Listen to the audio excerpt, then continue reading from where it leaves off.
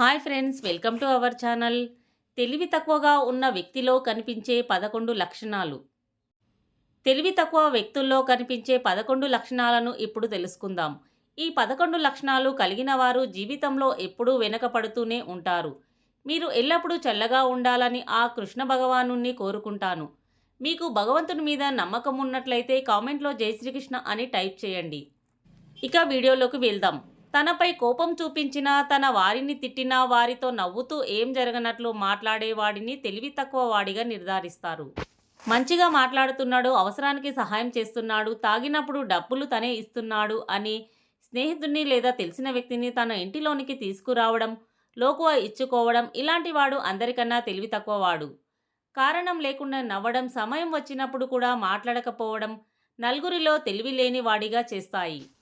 తన సొంత పని వదిలేసి ఉచితంగా అందరికీ సహాయం చేసేవాడు జీవితంలో బాగుపడడు. ఇలాంటివాడు ఇంట్లోని వారికి కూడా నచ్చడు.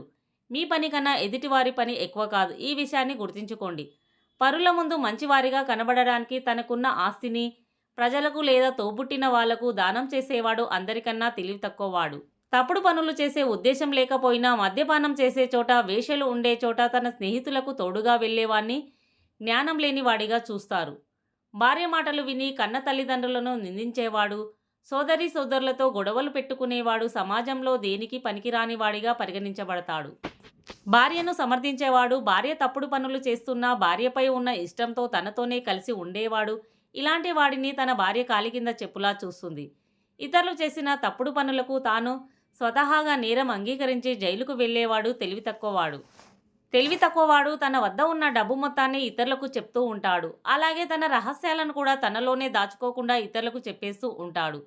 తల్లిదండ్రుల మాటలు వినకుండా వేషను పెళ్లి చేసుకునేవాడు, బయట వారి కోసం సొంత వారిని నిందించేవాడు, ఒకరి కింద బానిసలాగా ఉండేవాడు తెలివి తక్కువ వాడిగా మిగిలిపోతాడు. ఎక్కువగా మాట్లాడే తల్లిని, భార్యను ఒకే చోట ఉంచి వారు తల్లి కూతుళ్ళలాగా కలిసి ఉండాలని అనుకునేవాడు జీవితాంతం భ్రమలోనే బ్రతుకుతాడు. ఫ్రెండ్స్, ఈ వీడియో కనుక మీకు నచ్చినట్లయితే ప్లీజ్ లైక్ చేసి మా ఛానల్ని సపోర్ట్ చేయండి. అలాగే ఇలాంటి మరెన్నో ఇంట్రెస్టింగ్ వీడియోల కోసం మా ఛానల్ని సబ్స్క్రైబ్ చేయండి. Thanks for watching.